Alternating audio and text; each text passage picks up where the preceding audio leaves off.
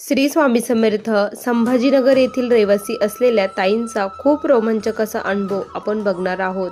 ताई म्हणतात, सर्वप्रथम सर्वांना श्री स्वामी समर्थ. स्वामी भक्तांनो, मी गेल्या 10 वर्षापासून महाराजांच्या सेवेमध्ये आहे.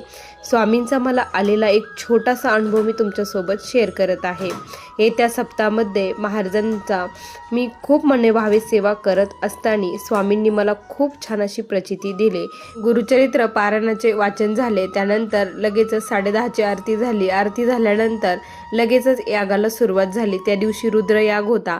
रुद्रयागाच्या दिवशी स्वामींनी मला खूप छान प्रचिती दिली. 1 वाजता जेव्हा याग चालू होता त्यावेळेस मी विणा घेतलेला होता, विणाची सेवा करत होती. त्यावेळेस मला महाराजांची मूर्ती हलल्यासारखी दिसली.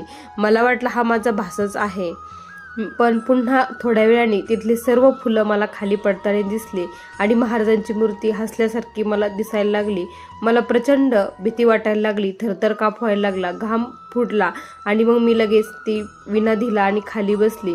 मला विश्वासच बसत नव्हता की महाराजांनी प्रत्यक्षात मला दर्शन दिले. महाराजांची मूर्ती मला हसताना दिसली. ही माझ्यासाठी खूप म्हणजे खूप मोठी गोष्ट आहे की स्वामींनी मला दर्शन दिलं. माझी सेवा देखील एवढी नाही, पण महाराजांनी खूप छान प्रचिती त्या दिवशी दिली. मला खूप भरून पावल्यासारखं वाटलं. श्री स्वामी समर्थ.